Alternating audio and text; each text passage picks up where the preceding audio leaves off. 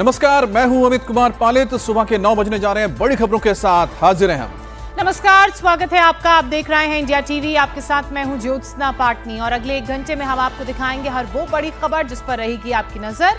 मुंबई में मानसून दस्तक दे चुका है और ये दस्तक धमाकेदार है। मंगलवार रात से लगातार बारिश का दौर जारी है। मूसलाधार बारिश यहां पर हो रही है जिसने देश की आर्थिक राजधानी पर ब्रेक लगा दिया, उसकी रफ्तार को रोक दिया। सुबह होते होते कई निचले इलाकों में पानी भर गया, सड़कें पानी से भरी हुई दिखी तो लाखों यात्रियों की लाइफलाइन मानी जाने वाली लोकल ट्रेन सबसे ज्यादा प्रभावित हुई है। मुंबई में कल रात से ही तेज बारिश का दौर जारी है।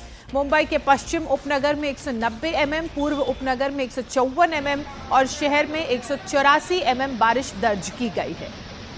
और भारी बारिश की वजह से हिंद माता, माटुंगा, कुर्ला, अंधेरी के कई इलाकों में पानी भर गया है। पनवेल से नवी मुंबई आने वाले कई रास्ते पर भी ट्रैफिक की रफ्तार बेहद धीमी है। सड़क पर गाड़ियों की लंबी कतारें देखने को मिली है। मौसम विभाग ने मुंबई में बारिश को लेकर ऑरेंज अलर्ट जारी कर रखा है। इस दौरान बारिश के साथ साथ 30 से लेकर 40 किलोमीटर प्रति घंटे की रफ्तार से हवाएं चल सकती हैं। 6 तस्वीरें दिखा रहे हैं। किंग्स सर्किल की तस्वीर आप देख सकते हैं कि यहाँ पर भी लगभग 2 से 2.5 फुट तक पानी भर गया है। गांधी मार्केट में भी आप देखिए कि एड़ी तक पानी आ रहा है। सायन में सड़कों पर पानी आने की वजह से गाड़ियों की आवाजाही पर दिक्कत हो रही है। उसी तरह से दादर रेलवे स्टेशन भी आपको तस्वीरों में नज़र आ रही होगी, जहां पर जो ट्रेनें हैं वो डूबी हुई पटरियों से गुजरने के लिए मजबूर हैं। और दादर हिंदू कॉलोनी में आप देख सकते हैं कि यहाँ पर भी करीब 1 फीट तक पानी भरा हुआ है और नवी मुंबई का भी कुछ ऐसा ही हाल है। मुंबई में रात भर बारिश का दौर जारी रहा, जिस वजह से अंधेरी सबवे और किंग्स सर्कल के पास जल भराव हो गया। ईस्टर्न एक्सप्रेस हाईवे की बात की जाए तो यहाँ पर भी कई जगह पानी भरा। गांधी बाजार और किंग सर्कल की तस्वीरें आपने देखी, इसके पास भी पानी भरा। तुर्बे से कोपर खैरना रेलवे स्टेशन के ट्रैक की तस्वीरें भी इस वक्त आपके सामने हैं। यहां पर हार्बर का काम जारी है। बड़ी खबर मुंबई से आ रही है। भारी बारिश का एक तरफ दौर जारी है तो वहीं दूसरी तरफ ट्रांस हार्बर रेलवे लाइन पर इसका सबसे बुरा असर पड़ा है। देखिए कैसे बारिश की वजह से ट्रैक के नीचे की मिट्टी धंस गई, बह गई और थोड़ी देर के लिए पूरी ट्रांस हार्बर लाइन की जो आवाजाही है वो पूरी तरह से ठप हो गई। तुर्भे से कोपर खैरीन रेलवे स्टेशन के बीच रेलवे ट्रैक के एक हिस्से के नीचे से मिट्टी बह गई, जिस कारण ये पूरा जो यातायात है वो रेल का प्रभावित हो गया। रेलवे कर्मचारियों ने फौरन ट्रैक को रिपेयर करने का काम शुरू किया। इसका असर भी तेजी से नजर आया। अब वाशी पनवेल से ठाणे की ओर जाने आने वाली अप और डाउन दोनों लाइनों पर रेलवे सेवा शुरू हो गई है।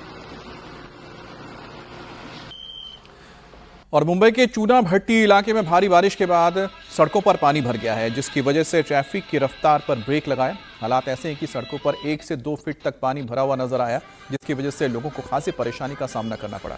इंडिया टीवी के संवाददाता समीर भीसे ने ताजा हालात की जानकारी भेजी, आपको दिखा रहे हैं। मुंबई में बीती रात से ही मूसलाधार बारिश जारी है। मुंबई का पश्चिम उपनगर का इलाका हो या पूर्व उपनगर का इलाका या मुंबई शहर, तकरीबन यहाँ पे 150 mm से भी ज्यादा की बारिश बीते 12 घंटों में दर्ज की गई है। इस वक्त मुंबई के हम चूना भट्टी के इलाके में हैं और ये जो नजारा आप देख रहे हैं कि ट्रैफिक जिस तरीके से धीमी गति से इस सड़क पे चल रहा है, चूना भट्टी का इलाका है और सड़क की एक और पानी जो है लगातार यहाँ जल जमाव होता हुआ नजर आ रहा है। पानी की निकासी का कोई रास्ता यहाँ पर इस वक्त नजर नहीं आ रहा है। उसकी वजह भी यही है कि बगल से गया हुआ जो नाला है वहां पर किसी भी तरह से पानी ड्रेन आउट होता हुआ दिखाई नहीं पड़ रहा। इसलिए फिलहाल यहाँ पर पूरी तरह से पानी जम रहा है। यही स्थिति मुंबई के कई निचले इलाकों में दिखाई दे रही है, क्योंकि जहां कहीं बारिश मूसलाधार हो रही है और निचले इलाके हैं या ठीक से नाला सफाई नहीं हो पाई है, उन सभी इलाकों में पानी भर रहा है। अगर बात करें हिंद माता की तो सुबह 5 बजे के दरमियान वहां पर घुटने तक पानी था। ठीक यही स्थिति माटुंगा के किंग सर्कल की है। जो अंधेरी सबवे है वो भी सुबह में बंद था, क्योंकि वहां पर लगातार हो रही बारिश की वजह से जल जमा हो गया था। ऐसे कई निचले इलाके मुंबई के जो कुर्ला, माटुंगा, अंधेरी, किंग सर्कल, हिंद माता, इन सभी जगहों पर इस वक्त जल जमाव की स्थिति दिखाई दे रही है। और मुंबई महानगर पालिका की ओर से खासकर ये दावा किया गया था कि इस बार की बारिश में जल जमाव से मुंबईकरों को मुश्किलों का सामना नहीं करना पड़ेगा। लेकिन स्थिति फिलहाल पहली बारिश है मुंबई की, पहले से ही मानसून इस बार बहुत देरी से है और बिलो एवरेज मानसून का अंदेशा जताया गया। लेकिन बावजूद इसके फिलहाल की स्थिति अगर हम देखें तो कई जगहों पर निचले इलाकों में जल जमाव दिखाई दे रहा है। जैसे कि इस मुंबई का जो इस वक्त का जो इलाका है ये है चूना भट्टी का इलाका, और यहाँ पे सड़क पर यातायात धीमी गति से दिखाई दे रहा है। उसकी वजह पानी भरता हुआ जो नजर आ रहा है, उसकी वजह से ट्रैफिक खासकर से बाधित हो रहा है। मुंबई की चूना भट्टी में किस तरह का हाल है, तस्वीरों और समीर की रिपोर्ट में आपने जाना। समीर लगातार हमारे साथ जुड़े हुए हैं मुंबई की अलग अलग इलाकों की तस्वीर दिखाने के लिए, सूरत हाल बताने के लिए। समीर, अगर किंग सर्कल की बात की जाए, तस्वीरें उसकी भी सामने आई, वहां पर भी पानी भरा हुआ है, जल जमाव की समस्या है, और जो तमाम बीएमसी के दावे हो रहे थे कि सफाई पहले से करा ली गई है, इस बार इस तरह का वाटर ब्लॉकेज नहीं होगा, उन सारे दावों को ये खोखला साबित करता हुआ। बिल्कुल ज्योत्सना, फिलहाल की जो तस्वीरें तो यही बयान कर रही हैं कि जो दावे मुंबई महानगर पालिका की ओर से की जाती है, जो इतनी बड़ी सबसे धनी महानगर पालिका कही जाती है पूरे भारतवर्ष की, उसकी ये स्थिति है कि पहली बारिश में, जो कि अभी शुरू ही हुई पहले ही दिन की बारिश है, उसमें ये स्थिति है कि किंग सर्कल का जो इलाका है वहां पर अब दो तरफा के रस्तों पर अगर बात करें, यहाँ पर इस तरीके से पानी भर चुका है, लोगों की गाड़ियां भी खराब हो रही। जो इस वक्त तस्वीरों में दिखा दे कि एक व्यक्ति जो इस वक्त अपनी गाड़ी को किक मार के स्टार्ट करने की कोशिश कर रहा है, ये स्थिति लगभग इस सड़क पे कई जगहों पे ऐसी नजर आ जाएगी कि बारिश का पानी जमा होने की वजह से गाड़ियां खराब हो रही हैं। ट्रैफिक की तो स्थिति हम दिखा ही रहे हैं कि लगातार ये सड़क जो चूना भट्टी से होता हुआ था, जो हमने अपने पहली रिपोर्ट में दिखाया था, जगह जगहों पे पानी भरे होने की वजह से ट्रैफिक बिल्कुल धीमी गति से है, क्योंकि यही ट्रैफिक जो है आगे साउथ बॉम्बे की तरफ जाता है, क्योंकि लोग साउथ बॉम्बे की तरफ काम करने के लिए जो निकल रहे हैं अपने वाहनों से, उन्हें ट्रैफिक का सामना करना पड़ रहा है, क्योंकि जगह जगहों पे इस तरीके से जल जमाव की स्थिति है। बात करें कि मुंबई महानगर पालिका ने व्यवस्था क्या कर रखी है अगर जल जमाव की स्थिति होती है। जो वाटर जो पंप बिठा रखे हुए हैं वो बड़ी क्षमता वाले हैं, लेकिन बावजूद उसके पानी ठीक ढंग से ड्रेन आउट अभी इस वक्त तो होता हुआ नजर नहीं आ रहा। अगर उसकी क्षमता की बात कर लें तो जो 18,000 क्यूबिक मीटर की क्षमता से, प्रति घंटे की क्षमता से पानी की निकासी की व्यवस्था है। 6 पंप इस इलाके में बिठाए गए हैं ताकि पूरा का पूरा पानी बहुत कम समय में ड्रेन आउट हो सके। लेकिन जिस तरीके से बारिश जारी है और पानी अभी भी भरा हुआ है, उसकी वजह से आने वाले वक्त में लोगों की परेशानी और बढ़ेगी, क्योंकि अभी तो सिर्फ मानसून ने दस्तक देना शुरू किया है। बहुत शुक्रिया समीर आपका तमाम जानकारी के लिए। और आज सुबह की बड़ी खबर, भारतीय एयरफोर्स के एक दस्तावेज ने पाकिस्तान के उस सफेद झूठ की धज्जियां उड़ा दी हैं जिसमें वो दावा कर रहा था कि उसने ऑपरेशन सिंदूर के दौरान भारत के राफेल लड़ाकू विमानों को मार गिराया है। इंडियन एयरफोर्स की तरफ से एक टेंडर जारी किया गया है जिसमें भारत और फ्रांस के बीच हुए समझौते के तहत खरीदे गए सभी 36 राफेल फाइटर जेट के रखरखाव, टेक्निकल सपोर्ट और उड़ानों के लॉजिस्टिक सपोर्ट के लिए पैकेज तैयार किया गया है। इंडियन एयरफोर्स ने फ्रांस की कंपनी सैफ्रॉन एयरक्राफ्ट इंजन्स को जारी किए गए एक नए रिक्वेस्ट फॉर प्रपोजल में सभी 36 राफेल विमानों के रखरखाव और टेक्निकल ब्रिज सपोर्ट पैकेज की मांग की है। इसका मतलब बड़ा ही साफ है कि भारत के सभी 36 के 36 राफेल विमान सुरक्षित हैं और पाकिस्तान के दावों की हवा निकल गई है। पाकिस्तान ने सोशल मीडिया और कई इंटरनेशनल फोरम्स में यह दुष्प्रचार किया था कि चीन में बने J-10C फाइटर जेट ने ऑपरेशन सिंदूर के दौरान भारतीय राफेल विमानों को मार गिराया। अब एयरफोर्स के इस नए डॉक्यूमेंट ने पाकिस्तान की मनगढ़ंत कहानी, उसके झूठ की पोल खोल कर रख दी है। 15 जून 2026 को एयरफोर्स हेडक्वार्टर के डायरेक्टरेट ऑफ इंजीनियरिंग राफेल ने फ्रांस की कंपनी सैफ्रॉन एयरक्राफ्ट इंजन्स को एक ब्रिज सपोर्ट प्रस्ताव भेजा। यह एक तरह का सपोर्ट टेंडर है। इस दस्तावेज में साफ किया गया है कि भारतीय वायुसेना 2016 के भारत फ्रांस सरकारी समझौते के तहत खरीदे गए सभी 36 राफेल विमानों का संचालन कर रही है और सितंबर 2026 के बाद भी इनके रखरखाव और तकनीकी सहायता की जरूरत पड़ेगी। इसी काम के लिए इंडियन एयरफोर्स ने यह टेंडर जारी किया है। और हमारे साथ इंडिया टीवी के डिफेंस एडिटर मनीष प्रसाद जुड़ गए। मनीष, ये जो खबर आई है इसने इस बात पर मुहर लगा दी है कि ऑपरेशन सिंदूर में भारत के विमान रफाल ने पाकिस्तान के छक्के छुड़ा दिए और इतने दिनों तक पाकिस्तान सिर्फ झूठ बेचता भी रहा और जिसको कई भारत की विपक्षी पार्टियों ने खरीदा भी। देखिए, शुरुआत आप इससे समझिए कि 36 फाइटर एयरक्राफ्ट बिल्कुल ठीक इंटैक्ट हैं और इसीलिए रिक्वेस्ट फॉर प्रपोजल इशू करते हुए परफॉर्मेंस बेस्ड लॉजिस्टिक, यानी इसका मतलब यह है कि इन सभी 36 के 36 फाइटर रफाल एयरक्राफ्ट के लिए अब जो 5 साल का एक टाइम पीरियड था जिसमें इनका मेंटेनेंस और रखरखाव का पूरा जिम्मेवारी जो फ्रांस की कंपनी के पास था, अब उसी को एक्सटेंड करते हुए, क्योंकि 114 और फरवरी के बाद साइन होने हैं, तो ये 5 महीने का जो गैप है, क्योंकि 26 सितंबर के लगभग 2026 में सितंबर के लगभग ये पूरा एक्सपायर हो रहा है, और 5 महीने का जो गैप है उसे फुलफिल करने के लिए इसके मेंटेनेंस, जिसे ब्रिज सपोर्ट कहते हैं, जिसमें मेंटेनेंस के साथ साथ इसके पूरा का पूरा लॉजिस्टिक और सब कुछ जो मेंटेनेंस और रिपेयर वर्क है वो सब इसके अंदर होता है। तो ये एक बड़ी खबर है। दूसरी बड़ी खबर है, इससे पाकिस्तान पूरी तरह से बेनकाब हो गया। सिर्फ पाकिस्तान ही नहीं बल्कि देश में भी जो लोग इस बात को कह रहे थे कि ऑपरेशन सिंदूर के दौरान रफाल पाकिस्तान के मिसाइल की रेंज में आया और वो उससे पूरी तरह से ध्वस्त किया और करीबन 2 से 3 की संख्या बता रहे थे,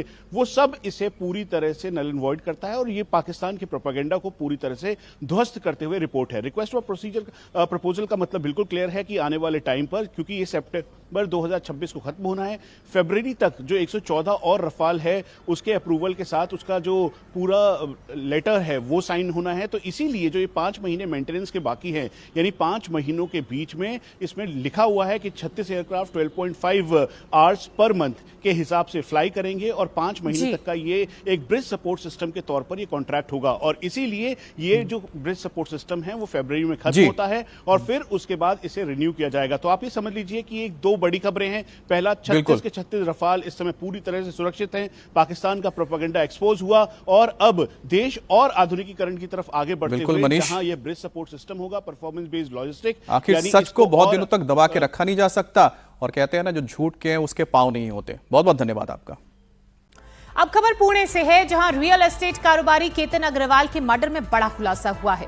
पुलिस ने इस मामले में केतन की मंगेतर सिया और उसके प्रेमी चेतन चौहान को गिरफ्तार किया है। मंगलवार को पुलिस ने दोनों आरोपियों को कोर्ट में पेश किया, जहां कोर्ट ने दोनों को 7 दिन की पुलिस रिमांड पर भेज दिया।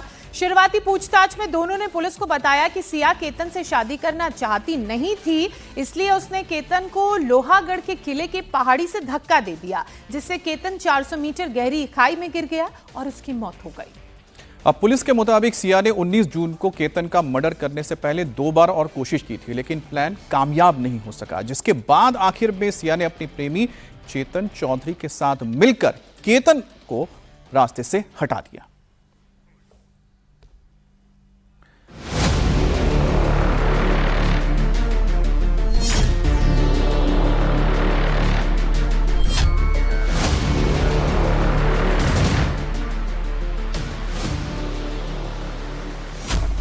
पुणे का रियल एस्टेट कारोबारी केतन अग्रवाल, जो अपनी मंगेतर सिया गोयल से बेइंतहा प्यार करता था, उसने सिया के साथ जिंदगी के ढेरों सपने बुने थे, लेकिन उसे क्या पता था कि जिसके साथ वो जिंदगी जीने के ख्वाब देख रहा है वही उसकी जान की दुश्मन बन जाएगी।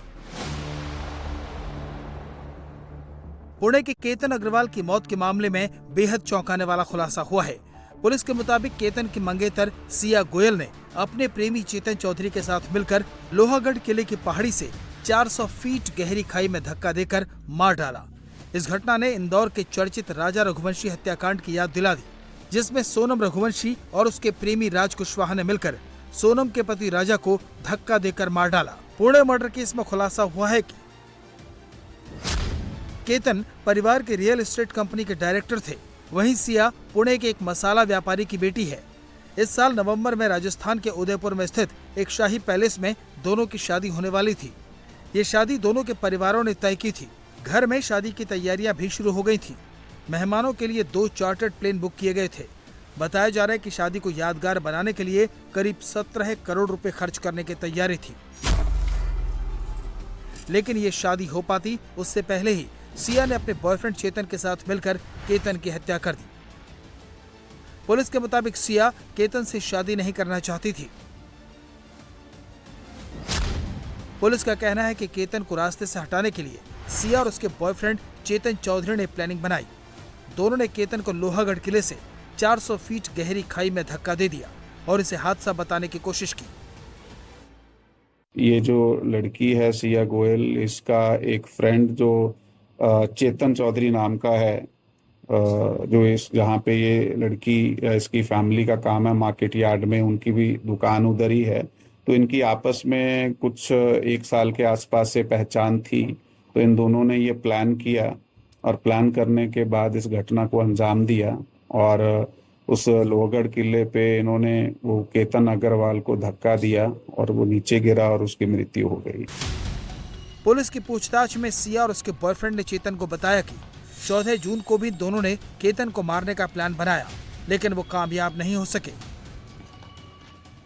फिर एक बार 14 तारीख को भी ये केतन अग्रवाल और सिया गोयल दोनों लोहगढ़ किले पे गए थे, लेकिन उस दिन इस तरह की कोई घटना या तो हो नहीं पाई या फिर ऐसी घटना को अंजाम देने के लिए एक्ट नहीं किया गया।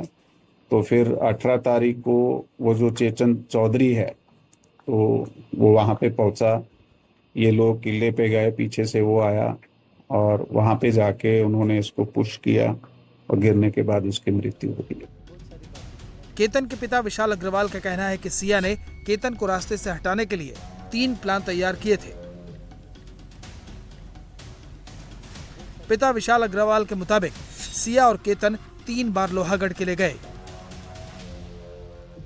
सिया ने 19 जून से पहले 2 बार केतन को मारने की कोशिश की। हत्या वाले दिन से 4 दिन पहले 14 जून को सिया केतन को लेकर लोहागढ़ गई थी। ये सिया की साजिश का प्लान ए था। इसी दौरान सिया ने सबसे पहले केतन की हत्या करने की कोशिश की। सिया ने किले से खाई की तरफ केतन को धक्का दिया। हालांकि केतन ने एक झाड़ी को पकड़ लिया और उसकी जान बच गई। जब सिया का राज खुलने वाला था तो वो सांप है चिल्लाने लगी, जिससे केतन को भी शक नहीं हुआ। 19 जून को सिया का जन्मदिन था। इससे एक दिन पहले सिया ने प्री बर्थडे सरप्राइज के बहाने केतन को लोहागढ़ के लिए बुलाया। इस दौरान सिया का प्रेमी चेतन भी पहुंच गया और फोटोशूट के बहाने केतन को धक्का दे दिया। ये सिया गोयल का प्लान बी था जो कामयाब हो गया। जी, उसके दिमाग में पूरे वक्त प्लानिंग, मतलब 5 तारीख को भी वो उसको बुला के वहाँ यही करना चाह रही थी, 14 को भी उसने वही किया और 18 को तो आखिर फाइनल कर ही दिया। उस दौरान भी वो लड़का था साथ में जब पहली बार उसने धक्का देने की कोशिश की? नहीं, वो उस लड़के ने हमें बताया कि अचानक उसको कहीं जाना पड़ा, इसकी वजह से उस दिन वो पहुंच नहीं पाया, तो इसने खुद कोशिश की। वो इस बार उसने कोड बनाया हुआ था। क्या कोड था? क्या कोड ये था कि वहाँ जाके जब वहाँ खड़ा कर देगी तो वो ज़मीन पे बैठ जाएगी मांडी डाल के। तो वो बैठ गई तो समझने का कि अभी धक्का देना है। केतन के पिता का आरोप है कि सिया ने उनके बेटे की हत्या का फुल प्रूफ प्लान बनाया था। अगर लोहागढ़ में प्लान बी फेल भी हो जाता तो सिया केतन की हत्या महाबलेश्वर में करती। सिया ने चेतन के साथ मिलकर प्लान सी पहले से ही तैयार कर रखा था। पुलिस जांच में सामने आया है कि चेतन ने अपनी पहचान छिपाने के लिए अपने कपड़े भी बदल लिए। चिलचिलाती धूप में हुडी पहनकर लोहागढ़ जाते हुए चेतन का सीसीटीवी फुटेज पुलिस के हाथ लगा है। पुलिस के मुताबिक चेतन और सिया ने मर्डर को हादसा बताने की पूरी कोशिश की। पुलिस के सामने हादसे की कहानी सुनाई, लेकिन परिवार वालों को सिया की कहानी पच नहीं रही थी। क्योंकि केतन को माउंटेनियरिंग का शौक था, उसे पहाड़ों और घाटियों में घूमने का शौक था, इसलिए केतन के पिता विशाल अग्रवाल ने अपने बेटे की अचानक मौत पर हत्या का शक जताया। पुलिस के मुताबिक सिया और चेतन की दोस्ती करीब 1 साल से थी। पुलिस जांच में यह भी सामने आया कि इस साल 1 जनवरी से जून के बीच सिया गोयल और चेतन चौधरी के बीच 200 से ज्यादा बार बात हुई थी। दोनों ने पिछले 6 महीने में करीब 238 घंटे फोन पर बात की। इन्हें डिजिटल सबूतों ने दोनों को जेल की सलाखों के पीछे पहुंचा दिया। पुलिस के मुताबिक वारदात के दिन चेतन के मोबाइल का इंटरनेट सुबह 7 बजे से शाम 5:40 तक बंद रहा। लोकेशन ट्रैकिंग से बचने के लिए चेतन अपना मोबाइल फोन दुकान पर छोड़कर चला गया और अपने कर्मचारी का फोन लेकर लोहागढ़ पहुंचा था। दिन में जितनी बार भी चेतन के मोबाइल पर कॉल आया, उसके कर्मचारियों ने ही उसे रिसीव किया, जिससे पुलिस को उस पर शक बढ़ गया।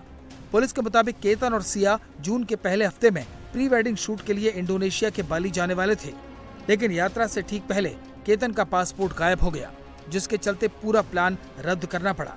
पुलिस जांच में खुलासा हुआ कि सिया गोयल ने ही केतन का पासपोर्ट छिपाया था, हालांकि वो बाली नहीं जा सके। तकरीबन जून के पहले वीक में प्री वेडिंग शूट के लिए ये लोग बाली जाने का प्रोग्राम बनाया था तो बाली के लिए यहाँ से मुंबई के लिए निकले थे, लेकिन वहाँ से इनको वापस आना पड़ा क्योंकि एयरपोर्ट पे इनको जाके समझ आया कि जो केतन अग्रवाल है, जो इस केस में मैयत है, कि उसका पासपोर्ट मिसिंग था। तो उसकी जो स्टोरी ऐसी है कि इस लड़की ने, सिया गोयल ने ही उसका जो पासपोर्ट है वो निकाल लिया था और उसको डिस्प्लेस किया था सोदा कि ये कतर बाली ना जा पाए। तो फिर वापस आने के बाद आगे उन्होंने ये प्लान किया। केतन की मौत के बाद परिवार गहरे सदमे में था। वहीं सिया ने केतन के परिवार वालों से दूरी बना ली। केतन के पिता का कहना है कि केतन की मौत के बाद सिया रोई नहीं। जब पहाड़ी से केतन गिरा तो उसके पैर में जूते नहीं थे।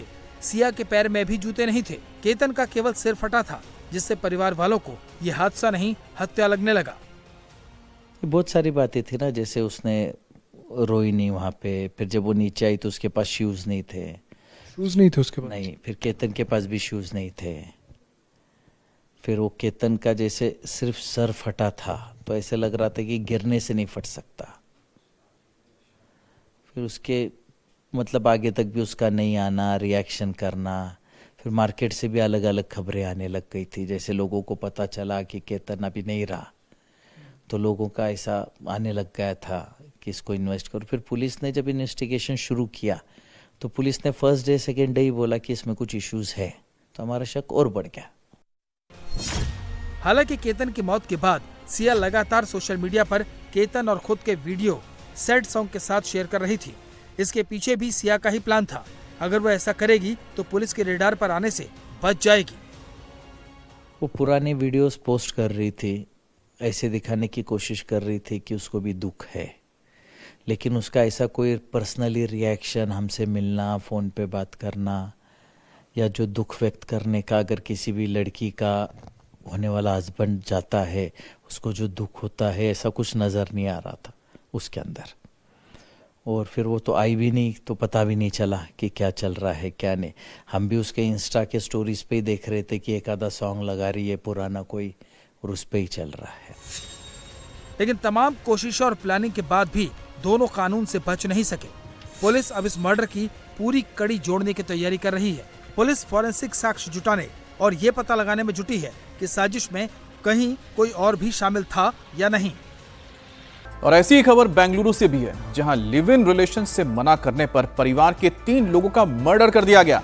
पुलिस को शक है कि बड़ी बेटी और उसके बॉयफ्रेंड ने मिलकर वारदात को अंजाम दिया और फरार हो गए। माता पिता और बेटी की हत्या से जुड़े ट्रिपल मर्डर के इस मामले में बेंगलुरु पुलिस की 6 टीमें आरोपी बेटी और उसके बॉयफ्रेंड को तलाश रही है। बेंगलुरु के केआरपुरम इलाके में एक अपार्टमेंट में हुए इस घटनाक्रम, इस वारदात को लेकर यह बताया जा रहा है कि माता पिता और छोटी बेटी सोमवार शाम उस फ्लैट में पहुंचे थे, जहां बड़ी बेटी श्वेता पिछले 2 महीनों से अपने बॉयफ्रेंड के साथ अलग फ्लैट लेकर रह रही थी। परिवार इस रिश्ते के खिलाफ था। वहीं पर तीनों के खून से लथपथ शव मिले हैं। पुलिस के मुताबिक मुलाकात के दौरान दोनों पक्षों में विवाद हुआ। पुलिस इसी दौरान दोनों आरोपियों को लेकर पूछताछ कर रही है और यह भी पता चला है कि इन दोनों ने तीनों पर कई बार हमला किया चाकू से। पुलिस ने केस दर्ज कर लिया है और अब आरोपियों की तलाश हो रही है।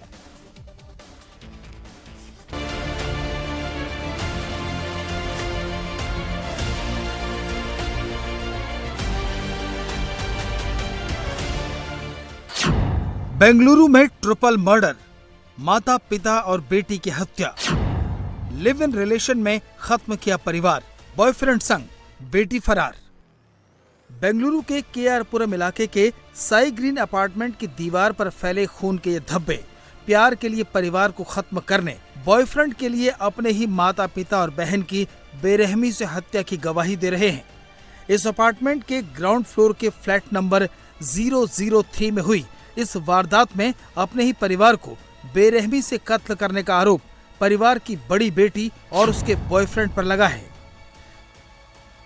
साई ग्रीन होम्स अपार्टमेंट की ये पार्किंग एरिया है और यहाँ से ही अगर जो आपको यहाँ पर ये जो ब्लैक कलर का ग्रिल गेट नज़र आ रहा है, यहीं से ऊपर जो ग्राउंड फ्लोर, जैसा क्योंकि ये पार्किंग है इसलिए फर्स्ट फ्लोर भी कह सकते हैं, लेकिन अपार्टमेंट का ग्राउंड फ्लोर है, वहाँ पर 003 अपार्टमेंट है और वहीं पर ये वारदात हुई थी। और उसी वक्त जब श्वेता के पिता, जो आरोपी श्वेता है, उसके पिता को बुरी तरह से स्टैब किया गया था, उसके बाद वो दौड़ते हुए यहाँ तक आए। आप देखिए वो निशान आपको अभी भी नज़र आ रहे होंगे, उनके खून के निशान जो है अभी भी यहाँ पर आपको इस खंबे से सटे हुए नज़र आ रहे होंगे। और बाद में यहाँ पर आकर उन्होंने रिक्वेस्ट किया, जो भी लोग यहाँ पर मौजूद थे सिक्योरिटी गार्ड के साथ साथ, कि उन्हें बचा लिया जाए। उन पर जानलेवा हमला हुआ है, उनकी पत्नी और बेटी पर भी जानलेवा हमला श्वेता और उसके प्रेमी केनेथ ने किया है। उसके बाद तुरंत उन्हें यहाँ से एक एम्बुलेंस बुलवाई गई और यहाँ से तुरंत उन्हें नज़दीक के अस्पताल ले जाया गया। हालांकि उनकी जान नहीं बचाई जा सकी, लेकिन इस बीच जब तक वो नीचे उतर कर आते, उस वक्त ये बताया जा रहा है कि श्वेता और केनेथ ने उसकी माँ और जो छोटी बहन है उस पर भी ताबड़तोड़ चाकुओं से वार कर दिया और दरवाजे को बाहर से बंद कर दोनों फरार हो गए, जिस वजह से उन्हें जो है दरवाज़ा तोड़कर निकालना पड़ा, जब तक काफ़ी देर हो चुकी थी। ज़्यादा खून बह जाने के वजह से उन दोनों की भी अपार्टमेंट के अंदर ही मौत हो गई थी। शुरुआती जांच में पता चला है कि बड़ी बेटी श्वेता पिछले करीब 2 महीने से अपने बॉयफ्रेंड केनेथ के साथ सीगेहल्ली इलाके में साई ग्रीन होम्स अपार्टमेंट में रह रही थी। पुलिस के मुताबिक माता पिता श्वेता के लिव इन रिलेशनशिप के खिलाफ थे, जिससे दोनों पक्षों के बीच तनाव चल रहा था। सोमवार की शाम श्वेता के पिता सोम सुंदर अपनी पत्नी मधुलक्ष्मी और छोटी बेटी सुप्रिया के साथ बड़ी बेटी श्वेता के फ्लैट पर पहुंचे। मुलाकात के दौरान दोनों पक्षों में विवाद हुआ। पुलिस को शक है कि विवाद के दौरान श्वेता और उसके बॉयफ्रेंड केनेथ ने चाकू से श्वेता के माता पिता और बहन पर हमला किया। हमले के दौरान श्वेता के पिता सोम सुंदर जान बचाकर बाहर भागे, लेकिन उनकी पत्नी और छोटी बेटी बाहर नहीं निकल सकी। बड़ी बेटी श्वेता अपने बॉयफ्रेंड के साथ फ्लैट का दरवाजा बाहर से बंद करके फरार हो गई। पुलिस का ये कहना है कि मरने से ठीक पहले उन्होंने कुछ स्टेटमेंट पुलिस को दिया है, जो एक एविडेंस का काम करेगा। उसमें ये बताया गया है कि श्वेता और केनेथ लिव इन रिलेशनशिप में रहते थे और परिवार को ये बात मंजूर नहीं थी। बहुत पर्सनल ये मामला था, इस वजह से बहुत झगड़ा भी उस वक्त हुआ था। लेकिन उसके बाद में जब वो अलग हो गई, यहाँ पर आकर पिछले 1.5 महीने से रहने लगी, तो उसके बाद भी परिवार लगातार इस बात को परस्यू कर रहा था कि वो केनेथ से अलग हो जाए। और इसी बात को लेकर जब यहाँ पर जो पिता हैं अपनी पत्नी और छोटी बेटी के साथ यहाँ पर पहुँचे थे, तो वापस एक बार उनके बीच में आर्गुमेंट हुआ। ऐसा कहा जा रहा है कि झगड़ा बहुत ज़्यादा हो गया और उस वजह से गुस्से में आकर केनेथ और श्वेता ने इन तीनों लोगों का बर्बर तरीके से मर्डर कर दिया। बेंगलुरु के सीगेहल्ली में हुई इस जघन्य वारदात में अपनी ही बेटी और उसके बॉयफ्रेंड के हमले में घायल हुए सोम सुंदर ने अपार्टमेंट के गार्ड वीर बहादुर से मदद मांगी। अपार्टमेंट के गार्ड ने खून से लथपथ सोम सुंदर के इलाज के लिए एम्बुलेंस को कॉल किया, लेकिन इलाज के लिए ले जाते समय सोम सुंदर की मौत हो गई। बाद में उनकी पत्नी और बेटी का शव फ्लैट से निकाला जा सका। उसका पापा जब वहाँ से भाग के नीचे आया तो भैया सब बचा लो मेरे को, मेरा बीवी भी अंदर बचा लो, बेटी भी बचा लो, ऐसा बोला। तो हम उसके चक्कर में वो एम्बुलेंस पुलिस को फ़ोन करे है और उसको बाद में थोड़ा लेट हुआ क्या है, उसमें एम्बुलेंस में डाल के उसको हॉस्पिटल भेज दिया। उसके बाद पुलिस लोग और बिल्डिंग का ओनर मिलके वो उधर अंदर गया तो उसमें लॉक लगा दिया है अंदर से। हाँ, बाहर से लॉक लगा, भाग गया, लॉक लगा। उन दोनों को भागते हुए देखा आपने क्या? भागते हुए नहीं देखा और लॉक लगाया। उसके बाद तो इधर से बोला ऑनर और पुलिस बोला सब लाया, उसको तोड़ दिया। तोड़ने के बाद तो अंदर तो वो लाश पड़ा है, 2 कटिंग करके। एक बेटी के हाथों लिव इन रिलेशनशिप को लेकर अपने ही परिवार को खत्म करने के इस मामले में पुलिस ने केस दर्ज कर लिया है और आरोपी बेटी और उसके बॉयफ्रेंड की तलाश के लिए 6 टीमें गठित की हैं। मर्डर रिपोर्ट आಗಿದೆ। ಒಂದೇ ಫ್ಯಾಮಿಲಿಯವರು 3 ಜನ, ತಂದೆ ಅವ್ರ ತಾಯಿ ಮತ್ತು ಮಗಳು, ಆ 3 ಜನಕ್ಕೆ ಅವಳದೇ ಇದು ಎಲ್ಡರ್ ಸಿಸ್ಟರ್ ಮತ್ತು ಇನ್ನೊಬ್ಬ ವ್ಯಕ್ತಿ ಯಾರ ಜೊತೆಗೆ ಅವರು ವಾಸ ಮಾಡ್ತಾಯಿದ್ರು, ಅವರಿಬ್ಬರು ಸೇರಿ ಮಾಡಿದಂತೆ ಪ್ರೇಮದಿಂದ ಈಗ ನಾನು ತಿಳಿದು ಬಂದಿದೆ। ಆದರೆ ವೆರಿಫಿಕೇಷನ್ ಆಗ್ತಾ ಇದೆ। 3 ಮರ್ಡರ್ ಇದು ಭಾಳ ಒಂದು ಸೀರಿಯಸ್ ಅಫೆನ್ಸ್ ಇದೆ, ಅದರ ಪ್ರಕಾರ ನಮ್ಮ 6ಕ್ಕಿಂತ ಜಾಸ್ತಿ ತಂಡ ನಾವು ರಚನೆ ಮಾಡಿ ಇಬ್ಬರು ಕಥಿತ ಯಾರು ಆರೋಪಿ ಇದ್ದಾರೆ ಅವ್ರ ಬಗ್ಗೆ ನಾವು ಇದು ಮಾಡೋ ಇನ್ವೆಸ್ಟಿಗೇಷನ್ ಆ ಆ್ಯಂಗಲಿಗೆ ನಡೀತಾ ಇದೆ. ಅವ್ರು ಸಿಕ್ಕಿದ ಮೇಲೆ ನಮಗೆ ಡೀಟೇಲ್ ಗೊತ್ತಾಗುತ್ತೆ ಏನಿದೆ. ಆದರೆ ಇಲ್ಲಿವರೆಗೆ ಮಾಹಿತಿ ಪ್ರಕಾರ ಇಬ್ಬರು ಮಾಡಿರ್ಬೋದು ಅಂತ, ಯಾಕೆಂದರೆ ತಂದೆಯವರು ಸಾಯೋದಕ್ಕೆ ಮುಂಚೆ ಕೆಲವು ಸ್ಟೇಟ್ಮೆಂಟ್ ಕೊಟ್ಟಿದ್ದಾರೆ. ಆದರೂ ಇದು ಇನ್ವೆಸ್ಟಿಗೇಷನ್ ಹಂತದಲ್ಲಿದೆ. ನಿರ್ದಿಷ್ಟವಾಗಿ ನಾವು ಇಂಥವ ಮಾಡಿರ್ಬೋದು, ಈ ಕಾರಣಕ್ಕೋಸ್ಕರ ಮಾಡಿರ್ಬೋದು ಅಂತ ಈಗ ನಮಗೆ ಗೊತ್ತಾಗ್ತಾ ಇಲ್ಲ. ಬಟ್ CCTV ಮತ್ತು ಟೆಕ್ನಿಕಲ್ ಆಧಾರದ ಮೇಲೆ ನಾವು ಏನು ಇಲ್ಲಿವರೆಗೆ ನಮಗೆ ಗೊತ್ತಾಗಿದೆ ಅದು ಯಾವುದೋ ಪರ್ಸನಲ್ ರೀಸನ್ಗೋಸ್ಕರ ಆಗಿರ್ಬೋದು. ಆರೋಪಿ ಸಿಕ್ಕಿದ ಮೇಲೆ ಇನ್ನು ಫರ್ದರ್ ಡೀಟೇಲ್ಸ್ ನಾವು ನಿಮಗೆ ಹೇಳ್ತೀವಿ. बेंगलुरु पुलिस अब दोनों आरोपियों की गिरफ्तारी के लिए लगातार छापेमारी कर रही है, लेकिन एक बेटी के द्वारा अपने खून के रिश्तों के कत्ल की ये वारदात समाज के बदलते ताने बाने को लेकर सतर्क करने वाली है। तो वहीं मध्य प्रदेश के इंदौर में एक बेटी ने बॉयफ्रेंड से बात करने से रोकने पर अपने पिता पर जानलेवा हमला कर दिया। इंदौर के खजराना थाना क्षेत्र में हुए इस सनसनीखेज घटनाक्रम को लेकर बताया जा रहा है कि 4 साल पुराने प्रेम संबंध का विरोध करना पिता को इतना भारी पड़ गया कि बेटी ने अपने बॉयफ्रेंड के साथ मिलकर पिता पर ही जानलेवा हमला किया और कई बार चाकुओं से पिता को गोंदा। बेटी और उसके बॉयफ्रेंड के हमले में घायल पिता अस्पताल में जिंदगी की जंग लड़ रहे हैं, जबकि पुलिस ने आरोपी बेटी को हिरासत में ले लिया। वहीं उसके प्रेमी को भी गिरफ्तार किया गया। सर गलती हो गई, अब नहीं करूँगा मैं, गलती हो गई मेरे से, अब नहीं करूँगा मैं, अब नहीं करूँगा, गलती हो गई मेरे से, अब नहीं करूँगा। थाना खजराना क्षेत्र में एक रिपोर्ट भूरी बाई की द्वारा दर्ज कराई गई, जिन्होंने बताया है कि इनके पति मेहरबान सिंह को इन्हीं की बेटी और उसके बॉयफ्रेंड दोनों ने मिलकर हमला किया, जिसमें उन्हें चोट आई है। पिता अपनी बेटी का शुभम नामक जो आरोपी है उससे बात करने को लेकर नाराज़ था, और इसी चीज़ को लेकर जब बेटी को डांटा, उसने यह बात अपने बॉयफ्रेंड को बताई, तो इसी पर नाराज़गी जाहिर करते हुए उसने अपनी गर्लफ्रेंड ने अपने बॉयफ्रेंड के साथ मिलकर अपने पिता पर हमला किया था। लखनऊ अग्निकांड के बाद से सरकार एक्शन में है। जगह जगह अभियान चलाया जा रहा है। कोचिंग संस्थानों को वार्निंग भी दी जा रही है। तो सूबे के मुखिया योगी आदित्यनाथ ने साफ शब्दों में कह दिया है कि फायर सेफ्टी मानकों से कोई समझौता नहीं होगा। सीएम ने अधिकारियों को निर्देश दिया है कि प्रदेश भर में विशेष टीम गठित करके फायर सेफ्टी ऑडिट अभियान चलाया जाए। हालांकि इस दौरान किसी शख्स को बेवजह तंग न किया जाए। दूसरी ओर मामले में 4 आरोपियों को 14 दिन की न्यायिक रिमांड पर भेज दिया गया है। अवैध बिल्डिंग के मालिक वीरेंद्र शुक्ला को भी जेल भेज दिया गया है, जो गिरफ्तारी से बचने के लिए बीमारी का बहाना बना रहा था, लेकिन डॉक्टर्स की जांच के बाद उसे फिट पाया गया और उसके खिलाफ अब कार्रवाई की जा रही है।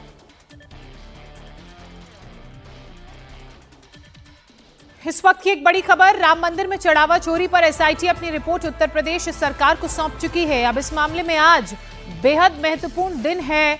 राम मंदिर के चढ़ावे की चोरी के मामले में आज हाईकोर्ट अपना फैसला सुना सकता है।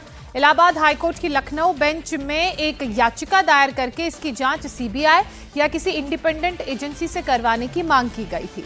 साथ ही ये भी मांग की गई है कि मंदिर में आए चढ़ावे का ऑडिट कैग से ही करवाया जाए।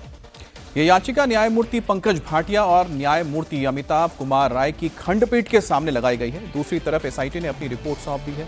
इस रिपोर्ट में क्या है ये तो खुलासा होना भी बाकी है, लेकिन सूत्रों से पता चला है कि इसमें ट्रस्ट के वरिष्ठ लोगों को क्लीन चिट दे दी गई है।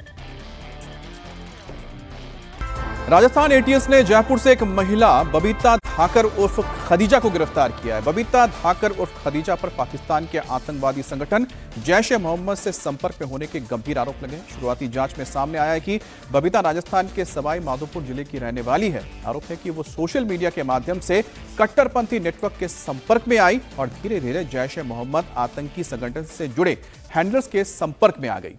इसी साल अप्रैल में पाकिस्तान से एक मौलवी ने ऑनलाइन माध्यम से उसे कलमा पढ़वाकर उसका ऑनलाइन धर्म परिवर्तन कराया, जिसके बाद बबीता धाकड़ को खदीजा नाम दिया गया। जांच एजेंसियों को यह भी पता चला है कि बबीता धाकड़ को भारतीय सेना के जवानों पर टारगेट करने के लिए ट्रेनिंग दी गई। वो अपने जाल में भारतीय सेना के जवानों को फंसाने के लिए कई बार संपर्क भी कर चुकी थी। जैश-ए-मोहम्मद के महिला विंग जमात उल मुमीनात से भारत में युवतियों को जोड़ने के लिए बबीता को जिम्मेदारी सौंपी गई। वो देश के कई राज्यों में कुछ युवतियों को ब्रेन वॉश कर रही थी। जांच में यह भी पता लगा है कि जयपुर की बबीता को आत्मघाती हमले की ट्रेनिंग दी जा रही थी। जैश कमांडर उसे ट्रेनिंग दे रहा था। बबीता के फेसबुक अकाउंट से जुड़े कई ऐसे और अकाउंट्स मिले हैं जो आतंकी संगठन से जुड़े हुए हैं। बबीता जयपुर में स्लीपर सेल के तौर पर काम कर रही थी। ये महिला मूलतः सवाई माधोपुर की रहने वाली और जयपुर में जो वाटिका इलाका है उस इलाके में फ़िलहाल रहती हैं। और ये महिला अपने मोबाइल के माध्यम से जो भारत की संप्रभुता को खतरे में डालने वाले संगठन हैं उनके संपर्क में थी। ये संगठन जो कि आतंकवादी गतिविधियों में भी लिप्त हैं और उनके इस प्रकार के लोगों तक पहुंचना और इस महिला का उनके साथ संपर्क स्टैब्लिश हो गया। बिहार में भरत तिवारी के एनकाउंटर को लेकर बाबा बागेश्वर ने बड़ा बयान दिया है। उन्होंने कहा कि अगर भरत ने सरेंडर कर दिया था तो उसे कोर्ट से सजा मिलनी चाहिए थी, ना कि एनकाउंटर करना चाहिए। भविष्य में दोबारा इस तरह की घटनाएं ना हो, इसलिए धीरेन्द्र कृष्ण शास्त्री ने बिहार सरकार और वहां के मुख्यमंत्री सम्राट चौधरी से मामले में हाई लेवल जांच कराने की मांग की है। धीरेन्द्र कृष्ण शास्त्री ने भरत तिवारी के परिवार के प्रति संवेदना जताते हुए भविष्य में मुलाकात की भी बात कही। भरत तिवारी वाला भी हमें आज बिहार वाले बालक का पता लगा, जो भी हुआ वो उचित नहीं हुआ। तो हम यही कहेंगे भगवान हनुमान दादा से सबकी रक्षा बजरंगबली करें और वहाँ की सरकार से कहेंगे कि उचित और सही सटीक देखो अब जो हुआ उसकी विशेष स्तर पर वहाँ की सरकार मुख्यमंत्री जांच करें ताकि किसी के साथ ऐसा लौट करके ना हो।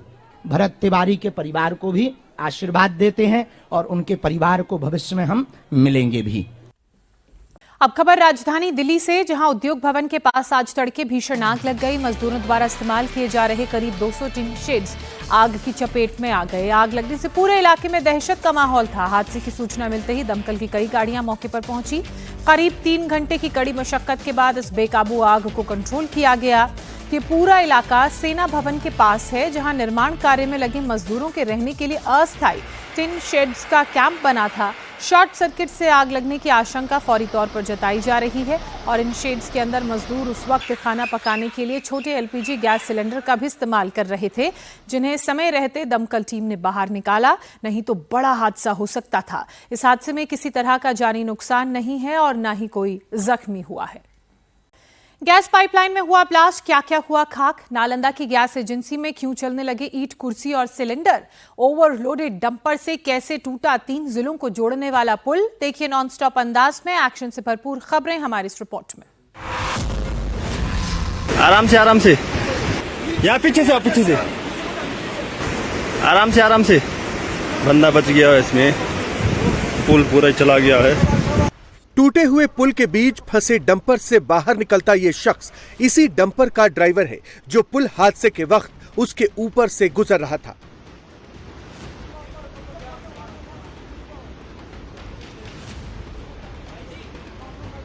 हादसे वाली जगह पर खड़ी भीड़ भी इसी शख्स की जान बचाने के लिए मदद की तलाश कर रही है, तो कुछ लोग दूर से ही इसके सेफ एग्जिट का रास्ता बता रहे हैं। आराम से यहाँ पीछे से आराम से बंदा बच गया है, इसमें पुल पूरा चला गया है। लेकिन जिस पुल के मलबे के बीच ये डंपर फंसा है, वो पुल इस इलाके के लोगों की लाइफलाइन है। ये पुल शिमला जिले को किन्नौर से जोड़ता है। इसके साथ साथ इसके टूटने से 3 जिलों का सड़क कनेक्शन टूट गया है। एकांगी से करीब 24 किलोमीटर पहले पड़ने वाला चोलिंग पुल लाहौल स्पीति के काजा के साथ साथ शिमला जिले को किन्नौर से जोड़ता था, लेकिन अब इसके टूट जाने से यहाँ के लोगों को भारी परेशानी हो रही है। मंगलवार सुबह हिमाचल के किन्नौर का ये पुल ताश के पत्तों की तरह ढह गया। हादसे के वक्त पुल से गुजर रहा ओवरलोडेड डंपर भी सतलुज नदी में जा गिरा। किन्नौर जिले के उरनी में हुए इस हादसे के वक्त धमाके की आवाज और पुल को टूटता देख मौके पर मौजूद लोगों में अफरा तफरी मच गई।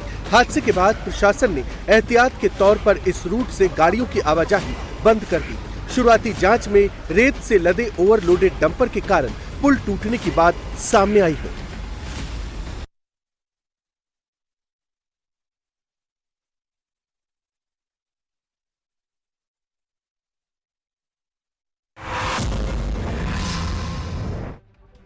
सड़क किनारे लोग खड़े थे, आसपास से गाड़ियां गुजर रही थी। तभी जोरदार धमाका हुआ और मौके पर अफरा तफरी मच गई।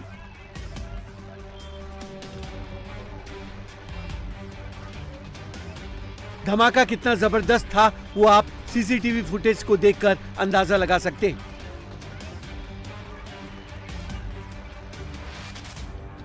आग की लपटों में लोगों के साथ साथ कई गाड़ियां आ गई। दर्दनाक हादसा मध्य प्रदेश के इंदौर में हुआ, जहां विजयनगर थाना इलाके में सुमन नगर जैन मंदिर के पास बोरिंग के दौरान गैस पाइपलाइन फट गई।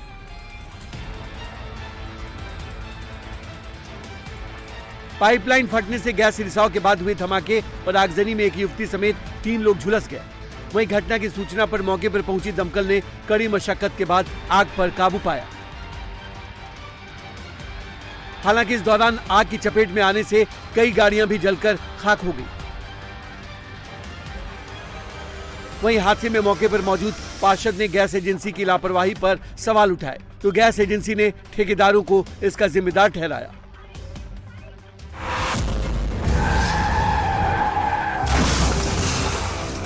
फुल स्पीड में बेकाबू कार आई और सीधा डिवाइडर से टकरा कर पलट गई। हादसे का वीडियो एक बार फिर देखिए, जहां एक ट्रक लेफ्ट टर्न ले रहा था, तभी पीछे से आ रही बेकाबू कार ने ट्रक से बचने की कोशिश में गाड़ी थोड़ी साइड की, लेकिन वो सीधे जाकर डिवाइडर से टकरा गई। डिवाइडर से टक्कर होते ही कार दूसरी लेन में पलट गई और सामने से आ रही एक कार उससे जा भिड़ी। हादसे की वजह से दूसरी लेन में जा रही कार सड़क किनारे खड़ी 2 और कारों से टकराई और सभी गाड़ियों के परखच्चे उड़ गए।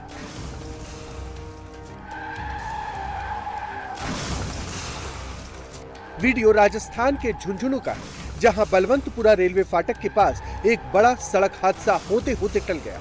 हादसे में एक महिला समेत 3 लोग घायल हैं। हालांकि राहत की बात यह रही कि कोई जन हानि नहीं हुई।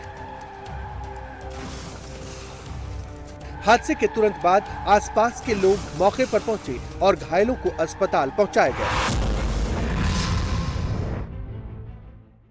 पहले एक शख्स ने हाथ उठाया, उसके बाद देखते ही देखते कई युवक कमरे में घुस गए और ताबड़तोड़ हमला करने लगे।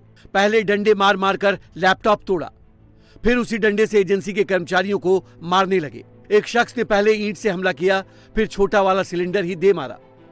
इतने से भी मन नहीं भरा तो कुर्सी उठाकर फेंक दी। इस मारपीट में 2 लोग बुरी तरह जख्मी हो गए। ये मारपीट एक गैस एजेंसी के अंदर हो रही है और जगह है बिहार का नालंदा। गैस एजेंसी की तरफ से पुलिस में दी गई शिकायत में कहा गया है कि कुछ लोग 45 दिन से पहले ही दूसरा सिलेंडर लेने की जिद कर रहे थे, जबकि एक बार कनेक्शन पर दूसरा सिलेंडर 45 दिन बाद ही मिलता है। एजेंसी के कर्मचारियों ने जब बुकिंग नहीं ली तो कुछ लोग अपने साथ लाठी डंडे लेकर आए और एजेंसी में तोड़फोड़ करनी शुरू कर दी। वहां मौजूद कर्मचारियों को बेरहमी से पीटा।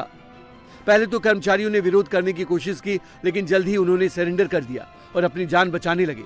पुलिस ने इस मामले में एफआईआर दर्ज करके आरोपियों की पहचान शुरू कर दी है। लाठी डंडे सरिये और फावड़े से दनादन हमला हो रहा है। दर्जन भर से ज्यादा लोग खेत के बीचों बीच एक दूसरे पर हमला कर रहे हैं। दर्जनों लोग दूर खड़े होकर लड़ाई देख रहे हैं। इस बीच एक शख्स लहूलुहान होकर जमीन पर गिर पड़ता है, लेकिन खूनी संघर्ष फिर भी नहीं रुका। मारपीट की तस्वीरें यूपी के बुलंदशहर जिले में अनूप शहर इलाके की है। यहां लक्ष्मणपुर गांव में जमीनी विवाद को लेकर 2 पक्षों में पहले बहस हुई और देखते ही देखते मारपीट होने लगी। थोड़ी ही देर में कुछ लोग धारदार हथियारों के साथ आ गए और एक दूसरे पर हमला करने लगे।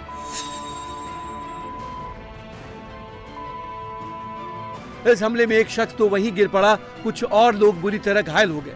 उन्हें इतनी चोट आई कि अस्पताल में भर्ती करवाना पड़ा। वीडियो वायरल होने के बाद अब पुलिस इस मामले में एक्शन लेने की तैयारी कर रही है।